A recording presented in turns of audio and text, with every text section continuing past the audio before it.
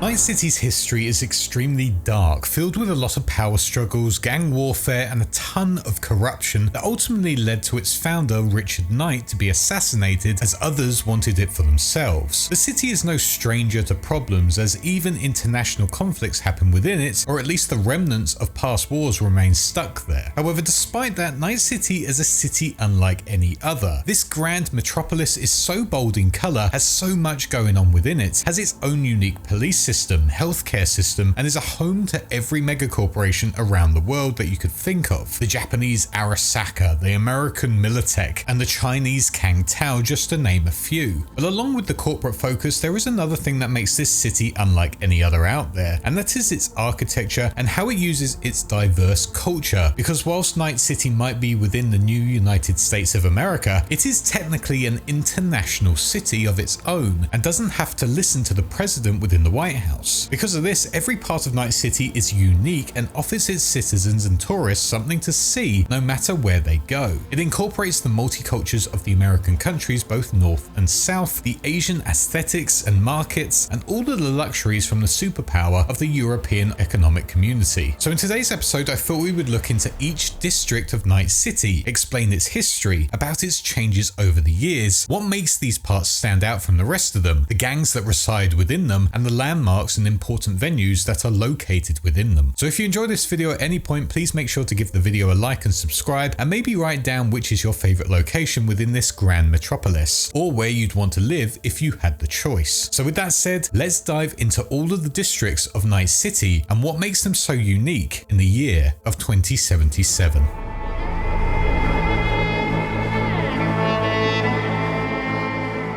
But before we begin, this video is brought to you by something all people from the Cyberpunk world should own, and that is NordVPN. If you ever felt like you were living within Night City itself, with corporations and criminals monitoring your every movement, people trying to scam you online, and experiencing pop-ups that destroy your experience on some websites, then NordVPN is the service you need to get. I've genuinely used this VPN service for over 2 years now, and I just like to make sure what I do online is safe and secure, not just for me but for my family as well. Thanks to what they offer, NordVPN allows me to browse the internet how it was meant to be, free of any limitations and without dodgy people trying to steal all of my information through things like scams, phishing emails and sites, and even fake shops which Nord can detect for me. It's not just for home but also when I'm out and about with my family. With NordVPN, it makes public Wi-Fi much safer to use, and you will not have to worry about those other individuals also on that random artisan coffee shop Wi-Fi which might not actually be real. Honestly, NordVPN is fantastic to just keep you secure on the go, as it protects you from man-in-the-middle attacks, phishing, dark web attacks, password attacks, DDoS, malware, malvertising, and ransomware. So why not get yourself protected with NordVPN today and browse with confidence by using my unique link below or code WiseFish to get yourself an exclusive huge deal plus an additional month's free with your order.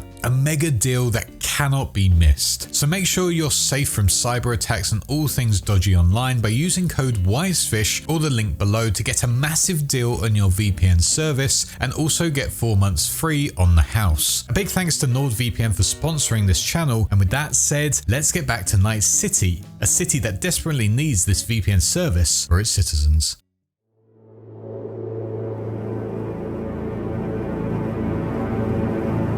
Let's start with the beating heart of Night City, the city centre, or how it was once known as the City and Corporate District, or CCD. This area is the economic centre and essentially a showcase for all that Night City is about. It is exactly the vision Richard Knight had back when this whole concept was called Coronado City. Originally, this centre was divided into 8 neighbourhoods, feeling somewhat similar in design to how Disney Park had it. The sole goal of this city centre was to show off the corporations who had decided to back him in his overall goal. It was to make them stand out so much, illuminate the whole city skyline, and allow them to create grand buildings to show off their corporations and the wealth that they had. With all of these corporations within the city, it would make Coronado City look like it was the epitome of capitalism done right. A true utopia where if you dream it, it can become a reality. This worked wonders in terms of its design. Whilst the whole of Night City changed due to the wars going on for who had overall ownership, the buildings that were were erected were indeed absolutely beautiful to look at, and even went above the clouds, helping those who had invested in the city to show off their true wealth and power, exactly like Richard Knight had planned. High rises were everywhere in this part of the city, surrounded by luxury parks for people to relax in, and thanks to the investments into the NCPD, their presence was major here as they protected the workers and buildings to make sure that golden image could not be ruined by thugs or anarchists. On top of that, corporate soldiers also roamed the streets to protect their businesses, making this whole corporate centre extremely safe, even if it was a little bit intimidating. This was also where the Night City Council would be based within their magnificent City Hall building, which was designed to look similar to the government houses from the East Coast, most likely to make a statement to the government that Night City was something new and was more attractive to international partners, especially when during this time the United States government image wasn't exactly great on the world stage. That said, the Night City Council wasn't any better as it was constantly being overruled by the corporations, and if they didn't get their way, they would be infiltrated by corporate netrunners. So a lot of the time, policies done here would be majorly in favour of the corporation's well-being and not the people's. So take a pick on which one you'd rather be living under. The centre during the 2020s also was home to the Justice Court, the Municipal Library, the museum, along with a lot of banks, garages and underground car parks for those mad enough to drive. It also had fancy restaurants, churches and other religious safe spots, and transportation run by NCART, which offered the users a metro and bus system to reach all of the areas of Night City for a small fee of around $7 per hour. Funny enough, there was also fallout shelters within the city centre for if there were to be a horrific event taking place, and these shelters would be located in the sub-basement of the governmental area, where they could house around 5,000 people at a time. There wasn't many, but they certainly could keep the wealthy business owners alive to continue their capitalist utopia in the new world, whatever that might look like. The irony is that these fallout shelters would have been perfect to use during the Fourth Corporate War, because unfortunately during 2023, the whole of the Night City Centre would be absolutely obliterated by the nukes set off within Arasaka's Night City headquarters, which not only killed pretty much everyone within this building, but it also turned the whole of the city centre into what would be known as the hot zone, where radiation lingers on the streets, buildings were just turned to rubble, and a red mist of radiation and debris would linger in the area, forcing everyone in Night City to go into the era known as the Time of the Red. The glamour of what the city centre was all about had fully gone. The mammoth city skyliners were now just pieces of rubble on the streets. People did not roam around anymore, and those that did venture into the hot zone knew that they may not be able to make it back. It was a real risk, but could be worth it as there were some great things to find inside. Thanks to the help of the nomads and other contractors, they would venture into this hostile area to clear the rubble and do the jobs no one else wanted to do. But if it wasn't for them, the hot zone would have just stayed as an abandoned wasteland for decades on end. Despite this new hot zone, the council moved their premises over to the next district, which we will explore in a bit, and held all of their meetings here within the Glen, which is now within Heywood. Throughout all of the 2040s, however, there really wasn't a city centre. It was just simply known as the Old City Centre, the Old Corp Centre, Old Bank Block, Old Med Centre, and collectively they'd be known as the Hot Zone, as mentioned earlier. Another area outside the main city centre, known as Little Europe, would be utilised as housing for those needing it during the cleanup years. Like it sounds, this area would incorporate the different cultures from Europe, even within its architecture, where it would be inspired by old European and American buildings, taking inspiration from old Italian cities and American cities such as Boston, Seattle, and New York. This became a booming hub during these years, and people really turned it into a new unique area, with high rises starting to form here and mega buildings being set up to house the growing population. It felt like they were finally reclaiming part of what they had lost when their city centre got destroyed 2 decades prior. In 2052, the radiation had finally cleared from the area, and the rebuilding process would finally begin again, as the corporate plaza was designed to be bigger and better than ever before, where the corporations could display off all of their money and luxury once again, and also show how they still had major investment in Night City, especially in the city centre area. This was important because during this time the United States was having its own new civil war, with free states breaking away from the government and international businesses were siding with them over the people people of Washington. With the corporate center officially rebuilt and corporations moving their headquarters here, the Council of Night City celebrated its opening by building the Reconciliation Park, which would be located just south of the new corporate plaza. And on top of that, a memorial park was also set up to honor and remember the victims that were lost in the horrific Night City Holocaust. There was a cost that came with this construction, and that was seen within the nomad community. Despite their years of work cleaning up the area and doing jobs no one else wanted to do, when the parks were set up and the city center was open for people to dive into again, the council made the decision to push all of the nomads out of the city once again, either believing that they weren't a good image to have living within the city, or just simply because they had done their job and didn't have to pay them anymore. That said,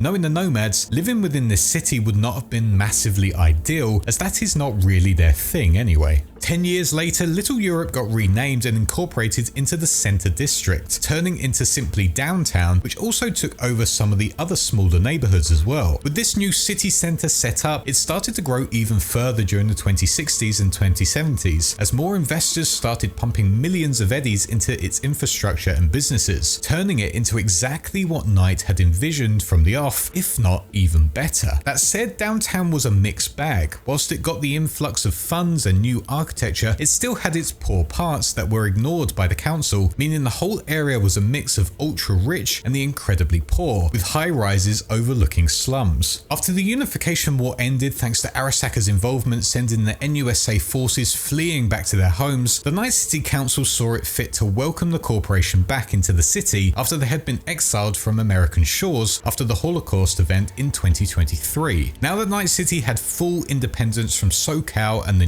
NUSA, it could decide who it did business with and what it did within its borders. And with that, Arasaka set up their grand new North American headquarters on top of the ruins of their old headquarters that was destroyed back in the day, and right next to the Memorial Park. With that, the city center was looking perfect, and with the Arasaka Tower being erected, 2 holographic koi fish were illuminated in the center, a symbolic image that represented everything this part of the city had gone through, a traditional symbol in Japanese culture that represents good fortune, perseverance, strength, courage and patience, peace and tranquility, and many other things. The morale around the whole district also reflected this, as in their eyes, they had survived. They had rebuilt from their darkest years and rebuilt Night City into that grand metropolis that Richard Knight envisioned back in his time. Whilst granted this city centre is the safest place in all of Night City, it does still have some gang members roaming the streets, especially down the dark alleys located here. The scavs are the ones who mainly do this here, however their numbers are quite low due to the obvious presence of the major NCPD officers and corporate police that reside here. However, in Downtown, they are more likely to operate here trying to grab anyone that they can, as well as their cyberware to sell on the black market. To summarize the city center, it is the powerhouse of the city, which has had a horrific history, but they have overcome it and now have a view that they are untouchable, and that is seen with how many corporations have invested in here, such as Arasaka, Kangtao, Biotechnica, Orbital Air. The list is extensive.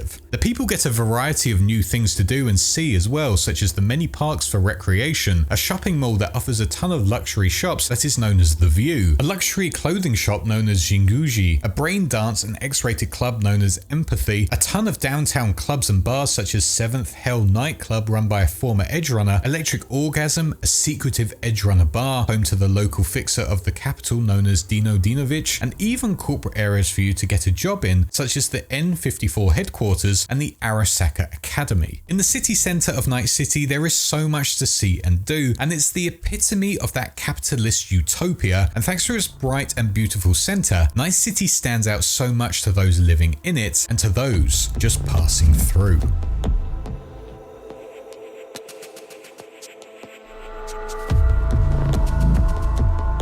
The next district on our list is a weird one because it has gone through 3 different changes over the many years. When Heywood first started up, it was actually outside of Night City and was a light industrial and residential area. Located southeast of Night City and east of San Mauro Bay, this town seemed to have it all. It had lots of housing, tons of industry, retail shopping, a few bars and parks, and several Beaverville complexes, which included the Apple Corporate Valley. Classed as a Night City suburb, suburb, Heywood was seen to many as the most independent of all the suburbs in the greater Night City area, even though its economy was all controlled by the inner Night City itself. Industry was huge here. Corporations such as Biotechnica with their monoclonal research station, Arasaka and their weapon assembly facility A452, EBM's remote assembly facility, IPSC Night City Range, Militech's proving grounds, and even the National Guard Armory all located themselves here and had tons of factories littering the landscape, allowing many to be employed, and for the industries they were focused on to be making produce for the wider populace without ever worrying about slowing down. Granted, this area was not nice to look at in the slightest. It was grey, it was cheap, bleak, boring, but they served a good purpose. That said, however, there were so many parks being set up above and below ground in this area that at some point in 2020, the Heywood City Council could not name them all and did not even know what some of them did at that point. There were just too many to count. For those living out here, they were in luck. They weren't completely separate from Night City and they could get the N-Car into the city centre, allowing them to enjoy their NC life and not just be hermits stuck in their industrial parks. After the nuclear holocaust in the city centre, the suburb of Night City changed and renamed to Heywood Santo Domingo as it had expanded out from its industrial zone and had now taken over the area known as Rancho Coronado to the west of it. The war had really shaken things up, and because of it, many from Night City fled to these areas to escape death and destruction from the fighting megacorporations, which led to absolutely tons of shanty towns and tents being set up all over the new suburb area. This led to mass homelessness and horrendous overcrowding wherever you went. When the war finally ended and Night City's centre had fallen, Heywood was still littered with people who needed somewhere to live. But not only that, they also had to house the new nomad communities who had come into the city to help tidy it up, adding more to the overcrowding problem. By the 2040s, Heywood found its solution and started separating into a class system. The ones who were in the north of this district would be from the rich and wealthy families and would secure themselves from those down in the south, mainly in the region of Santo Domingo, who were, yes, you guessed it, from the very poor and needy families, or at least those who had lost a lot during the Fourth Corporate War. The industrial zone that made Heywood what it was stayed intact and actually was its own little area anyway, as it continued to work through any of the hardships even if the area was surrounded with just a sea of tents. Because of this massive population within the district of Night City, plans started to take place creating mega buildings to finally give people cheap housing to make it so the tents could be taken off of the streets and it could look a bit more respectful. And on top of that, in-cart lines were being extended to allow those in this area to travel to all of the other districts of Night City. It became clear that with this many people here, the North needed a way to protect its citizens, and with the NCPD being focused on the city centre and the rebuilding process, it had to look to external factors. It was here where the people of North Heywood looked to hire members of the 6th Street Gang as their own private law enforcement, knowing full well that these individuals were veterans from the Fourth Corporate War and incredibly well trained and passionate about their duties. With this, they would hire a squad that labelled themselves as the David Squad, run by their leader, the son of the founder of the 6th Street, a man known as Arbiter, who would watch over the area from a distance with his sniper rifle named Lucille, taking out their enemies from a distance. By the 2050s, Heywood was rightly labelled the biggest bedroom in Night City. However, the people there wanted a change. While still remaining down in the southeast side of the city, occupying Santo Domingo still, the people saw that the area known as South Night City, but also the combat zone that was filled with street gangs fighting for power, had been cleaned up by a group known as the Reclaimers, who wanted to make it safe and to sort of gentrify it to make it look much nicer for investors and to match the new city centre that had been built up post-war. Seeing how good a job these Reclaimers did, the Northern Heywooders decided that would be the perfect place for them to now take over, and immediately upped and left their old area and claimed South Night City as theirs, changing the name from South Night City or the combat zone to Heywood once again, believing that they were the name, not the location. The South Heywooders, however, remained stuck in their majorly overpopulated area that would ultimately be renamed into the new district of just Santo Domingo. After the unification war within the 2070s, the whole of the new Heywood became known as a world of contrasts, kind of how it was before in their last location. The north was filled with luxury skyscrapers, beautiful parks and lots of public services. However, down south of it were the poorer looking buildings and the slums. The Glen, a place that was majorly utilized during the time of the Red, would still be a place used for government and corporations to do their business and was ultimately seen as the seat of municipal power. This has meant that the Glen has some of the most beautiful architecture and is extremely tidy and respectable. Here we have some great landmarks such as the City Hall, an exclusive club known as Embers for some of the highest corporate owners, Reconciliation Park, which contained a small lake to celebrate the opening of the city centre, the Time Machine music store which sold some of the best instruments in the world and used by many famous artists which included Kerry Eurodyne, as well as El Coyote Kojo Bar for your drinking needs. Whilst the Glen was thriving during this time in the 2070s, Vista del Rey would be on the other side of the spectrum, as it would be known as the poorest part of Heywood and owned by the gang known as the Valentinos, who are extremely loyal and territorial. A lot of bitterness to the rich happens here, which results in constant attacks on the public, which a lot of the time turns extremely violent and can end in many deaths. The NCPD are so focused on the governmental parts of Heywood that they do not have the time to deal with the Valentinos and their crimes. So essentially, if you were rich and ventured into the Vista del Rey, you would most likely be the prime target. Although this sounds like a horrible, rough area, it does contain some notable locations for those within Night City, which include the Delamain self-operating taxi services HQ,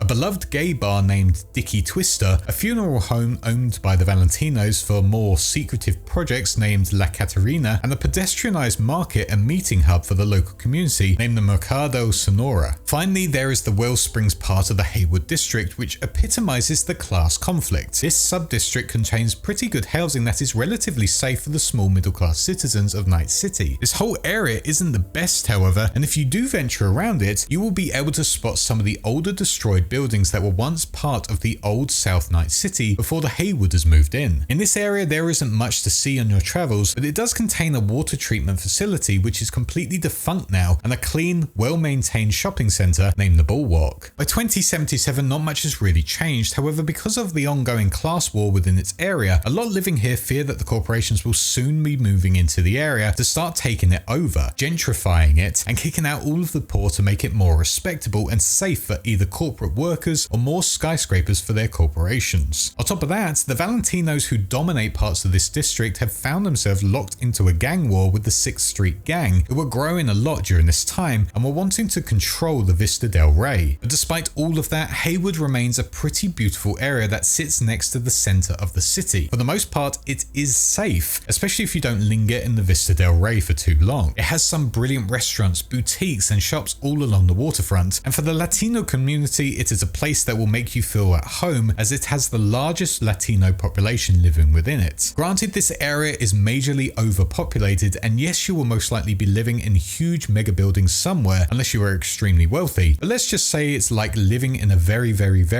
big loyal family where you look out for one another. At least the Valentinos of this area do anyway.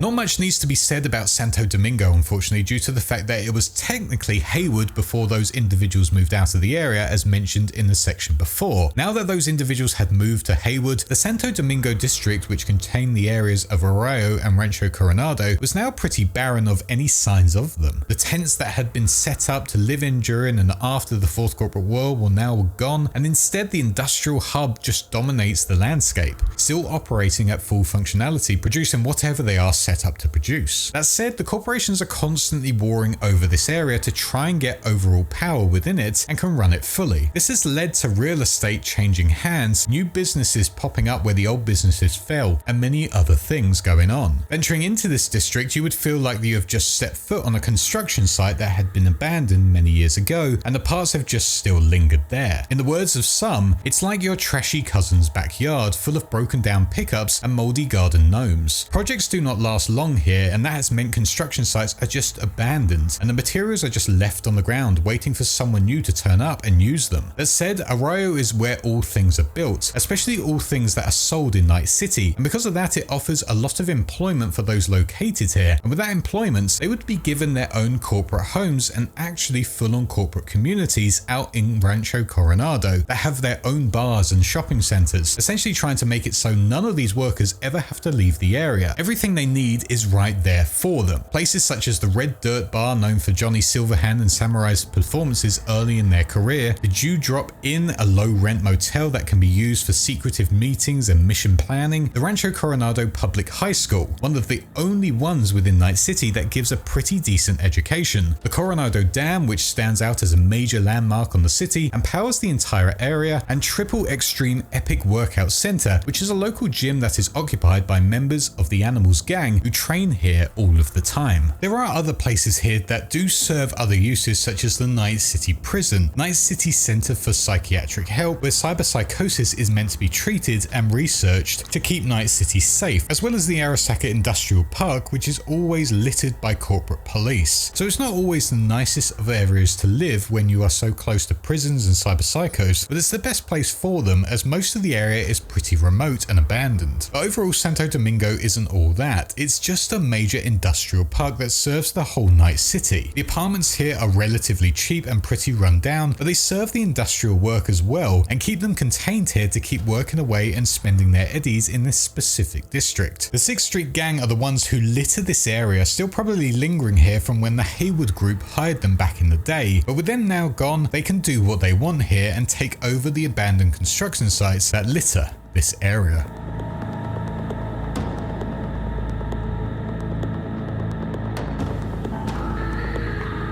Back in the 2020s, the Watson of 2077 wasn't really a thing. At this point in time, it was only an area named North Oak, which was used as a military city for the NorCal military base to help them remain independent from the United States and operate as a free state. North Oak was technically part of Night City, or at least joined to it, as it is listed as being in the greater Night City area. However, just surrounding this area was the suburb known as the Watson Development. In this development area were many houses that were beautifully designed and were able to house those citizens with pretty good incomes. That was until the 4th Corporate War came about, and all those living here had to flee from their beautiful homes, most likely into the Heywood Santo Domingo area. With the war over now, people could go back to living the way they wanted to some extent anyway, and for a group of Japanese-based corporations known as the Night City Co-Prosperity Sphere, or the NCCS, they would see the Watson Development Area as a perfect place to send all of those displaced from the old Japantown and Little China districts who had been majorly affected during the war. With this move, the NCCS majorly invested in the area, pumping millions into it to make new infrastructure that represented the people living there, giving it that Japanese and Chinese aesthetic, and with them all financing it, the Watson development got renamed to just simply the District of Watson. The Japanese citizens went on to set up the area of Kabuki, making it look like their aesthetic and building up the businesses there, and the south of Watson was more the Chinese citizens,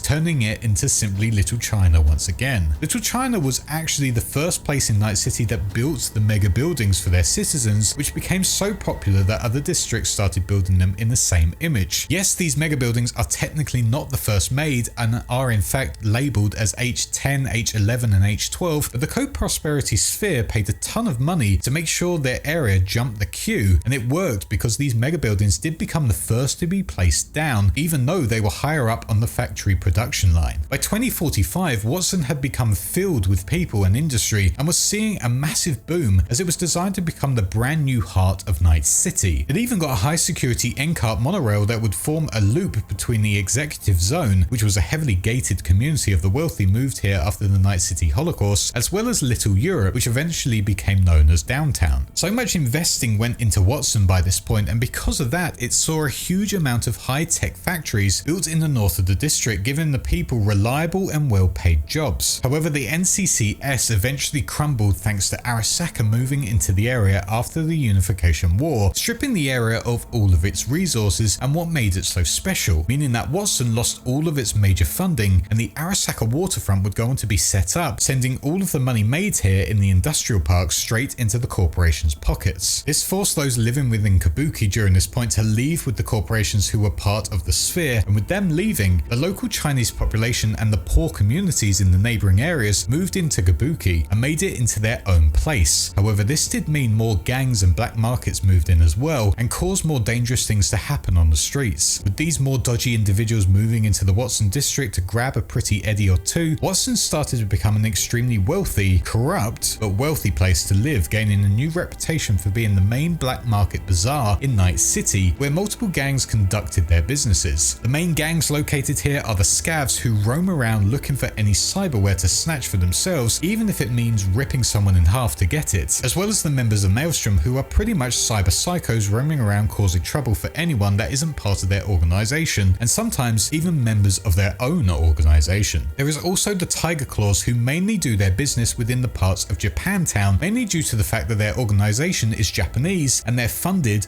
by Japanese corporations a lot of the time. By 2076, Watson was an extremely diverse area filled with cultures from all over the world. However, its aesthetics were still predominantly Japanese and Chinese. Despite having people living here who were filled with eddies in their accounts, the majority of the population here during this year was still extremely poor and were looked down upon by the wealthier parts of Night City. Watson isn't a bad place to live. Sure, it's poor and dangerous, but if you mind your own business, you can live a pretty good life here, especially as it has a ton of good facilities to use within 2077, such as the Oho Casino and nightclub, the massive central marketplace known as the Kabuki Roundabout, Lizzie's Bar, which is the headquarters of the other gang known as the Mox, who look out for the poor and needy as well as their own night workers, the cheap and cheerful motel named the No-Tell Motel, where you can organize meetings and do whatever you want here without worry, the iconic Afterlife Bar, where edge runners go to plan missions and get gigs from the best fixer in all of Night City, Rogue Amendieres, but only if they have proved themselves. The Diravaja Dojo, which is a martial arts studio owned by the Tiger Claws, the Night City Medical Center, the notable nightclub known as Riot, which is famous for its musical artists such as Lizzie Wizzy, the cheap but reliable Tom's Diner for your simple burger and fries meal, and the shopping district in Little China known as the Ermland Street. The Northside Industrial District is still there as well, but with the Sphere gone, unfortunately not many factories are running any longer, which explains why so many jobs have been lost in this area. Now it is just a hub for gang activity and not a pleasant place to go into. For those edge runners looking for a place to set up and get regular gigs, well, Watson is the place for you. And who knows, with one good gig, you could get a nice snug apartment that overlooks the beautiful looking Neon City.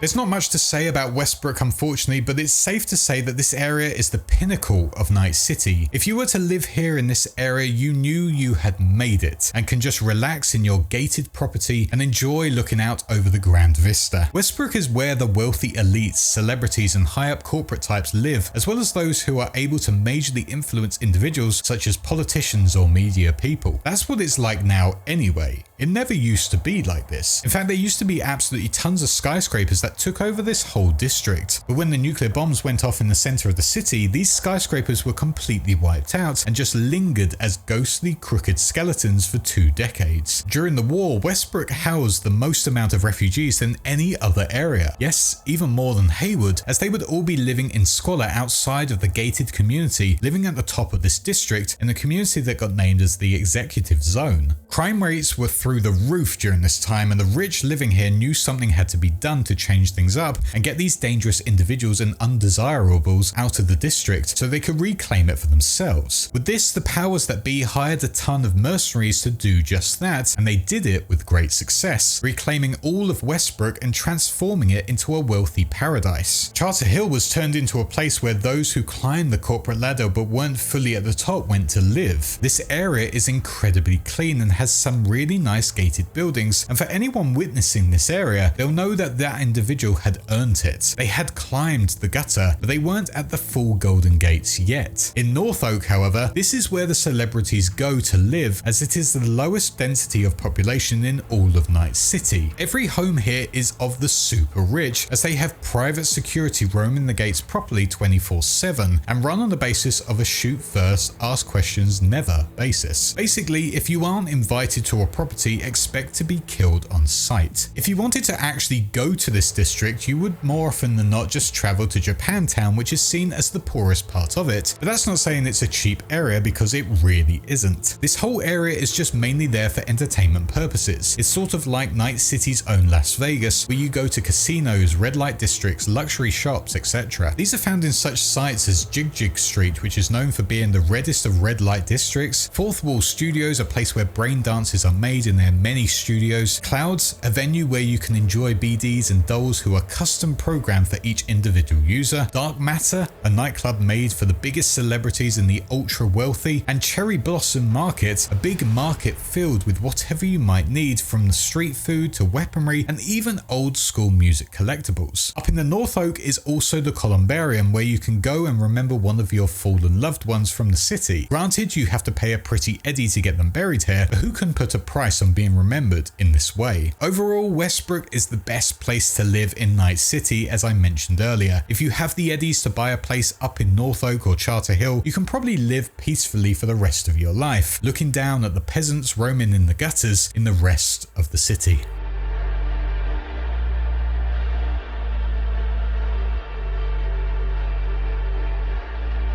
Finally, we have Pacifica to end this district list. We have covered a lot about Pacifica in things like my video on the creation of Dogtown, the Unification War, and even my video on the history of Night City, so I won't be going too much into a massive dive about this location, but we will give you just the gist of why it is the way it is. Back in the 2020s, Pacifica was an upper-class residential coastal city which was protected by Militech security contracts, and because of that, it was an extremely safe place to live. With Militech in this area, however, they would conduct their own project that would be located underneath, hidden away from the eyes of Night City Council and their corporate competitors. This facility that they would have set up would be known as Sinosure and would be used to explore the net and to try and find a way to weaponize the rogue AIs that were littered here. Essentially, their main goal here was to try and find a counterweapon to Arasaka's new invention of the Soul Killer, which would ultimately be the weapon that would trigger the Fourth Corporate War. During that said war, however, the facility would be fully abandoned, with it looking like the rogue AIs were too powerful to control, or it was either becoming too risky to have people working here with a war looming over their heads. Either way, with the facility now closed, its secrets would be hidden for a good few years. Up on the surface, investment had gone into the new playland by the sea, which brought in tons of tourists from all over the two Californias. Seeing this, other corporations wanted to dive into this area and really try and make it the best tourist attraction in all of North America. Expensive condos were being set up in the Coast View development area, big shopping malls were being developed, and so many other things were being created to try and advertise it as being the best place to go to relax. By the 2050s, investors were flooding the area with tons of funds. That was until a group of construction workers found the old Militech facility by mistake, digging down into its premises. This triggered Militech and the Night City Council to wall off the entirety of this part of Pacifica, named Serena Sands, claiming it had to do it for safety reasons, as the construction team had hit a gas pipe and now the whole area would be filled with gas. A few years after this, after Militech could secure their properties, construction began again, setting up brand new projects such as the Founding Our Future Innovation Expo, the Heavy Hearts Club, Eventide Resort and Spa, and the pride and jewel of Serena Sands, the EBM Petrochem Stadium. Militech also planned to set up their brand new headquarters here, but before they could start construction, the Unification War began, and that halted all development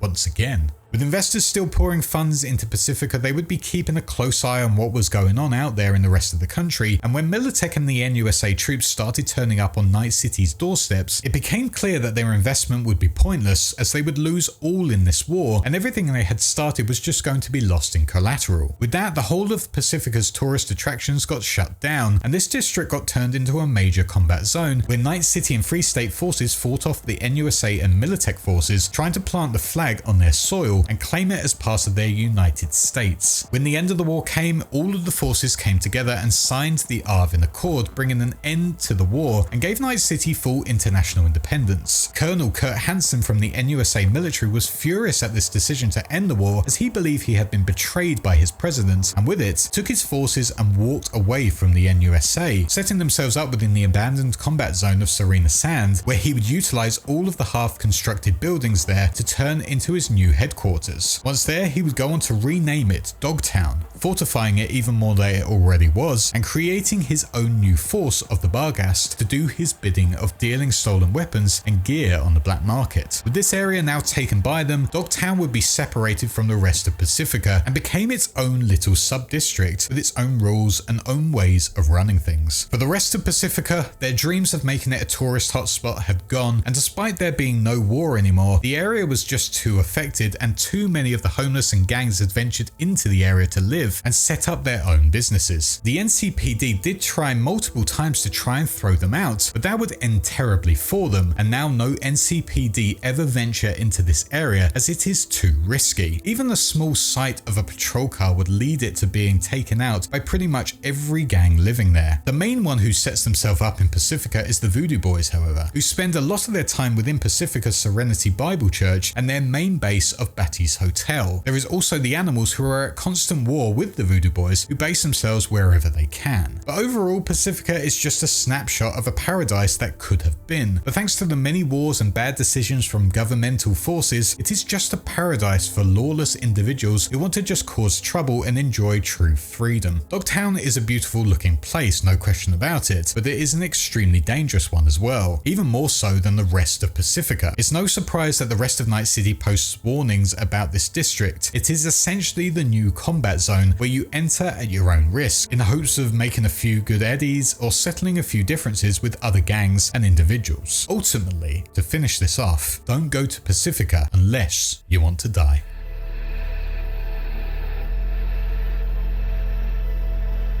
And that ends the lore behind all of the districts of Night City and how they became what they are today in 2077. What is your favourite place to go in Night City, and where would you live if you had the choice? Let me know in the comments below. A huge thank you for watching this video, and let me know what other lore videos you'd like to see below. A massive thanks to my patrons for supporting the channel, including my small fishes, my big fish Noxvox, my YouTube channel Wise Ones, Video Gamer 75 and Sith Lord 906, my sharks Wow OK, Alfred Correa and Jason X117, and my megalodons Sinus and Hazy Thoughts. Check out the links below for merch and audio versions. Give the video a like and subscribe for more content like this. Also, a big thanks to NordVPN for sponsoring this video. Check out the link below or use code WiseFish to get yourself an exclusive huge deal plus an additional 4 months free. And with that all said, I shall see you all in the next one. Cheers.